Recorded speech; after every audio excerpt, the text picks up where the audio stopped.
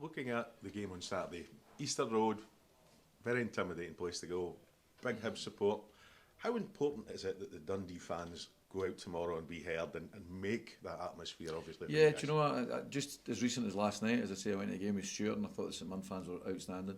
You know, they really got behind their team, particularly in that first half. And, you know, that wee section that you get at Easter Road, I've been there with a few teams, obviously, and they really do make a difference because they're so concentrated in that area. And your away fans are always really vocal. So I think they've got a huge role to play, but I don't need to tell them that because they've done that at every away venue we've been at this year. So I think they know the importance that they have in the team and us going down there and trying to get a result. So again, I would urge them to just be what they are and turn up in numbers and be vocal.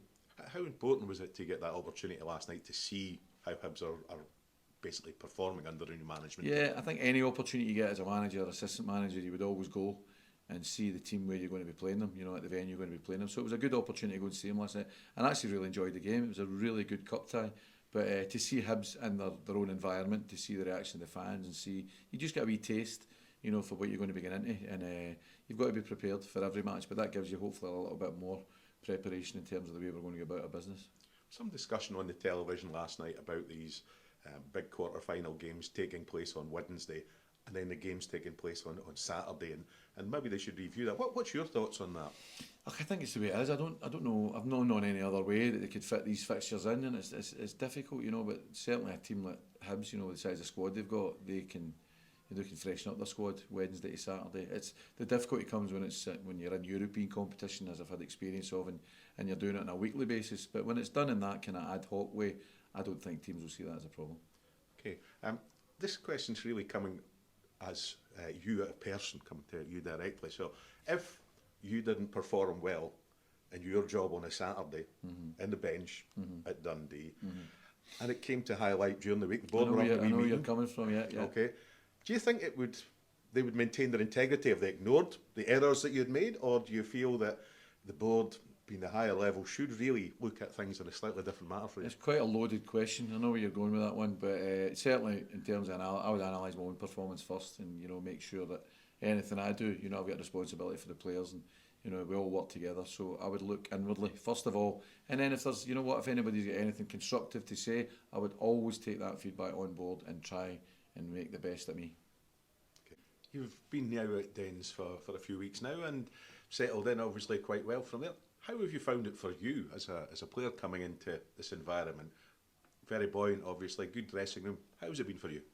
Do you know what? It's been as smooth as I could have imagined. You know, no matter how old or experienced you get, going into a new dressing room's always daunting. And you know, I didn't know many players here. Probably Joe was the only lad I'd played with before, and so you're meeting 20, 25 new lads, and you know, you're obviously wanting to get in the team as well. So you know, obviously I got in the team quite fast. You know, people say it was unfortunate for John at the time, but you know, I've been on the other end of it many a time. So you know, I came here to play, and you know, performance-wise, you know, I've sort of gradually started to find my feet, and you know, I know I've got more to come. But you know, at the same time, you know, quite pleased with my performances. But you know, I think it's sort of similar to the team as a whole. You know, we're not quite there yet. You know, we've done okay, not bad, but you know, we've got a lot more to come. And yeah, but for me personally, you know, it's my family are moving up next month, so it's still a wee bit unsettling in terms of they're still down south, and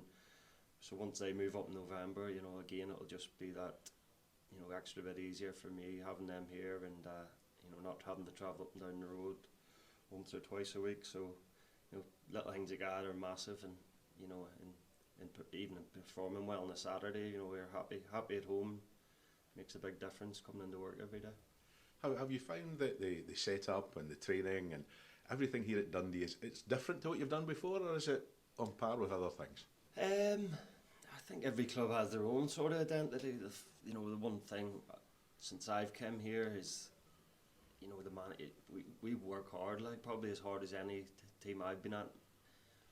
You know, in the last 10 years of my career, you know, we have double days out in the pitch a couple of times a week, you know, and you know, at the start I found that a bit tough going from training maybe once or, you know, not training double days and stuff, and like every training we do is intense, and and the manager believes, and he's got everyone on side with that now. Like first couple of weeks, I found it strange anyway, but the more I've done it, the fitter I feel, and the better we're getting as a team. So just that intensity and work and just being your best every single day in training. It's not saying like previous clubs it hasn't been like that, but just it's definitely, and I guess one thing of it is the great facilities we've got here. Maybe. At other clubs, lads are in their car and away for 12:30, and maybe that is the gaffer wants us to take advantage of these facilities. We've got swimming pool upstairs, gym, a lovely area to chill out in with the lads. So I think that's a big thing with the gaffer. He wants us to be in and around the place a lot more, and So it's through to Easter Road at the weekend, facing Hibs, plenty of talent all out there. When you look at what you're facing. What is it that you see in front of you when you step out in an away ground, just with everything coming towards you? And Hibs been quite good for us now.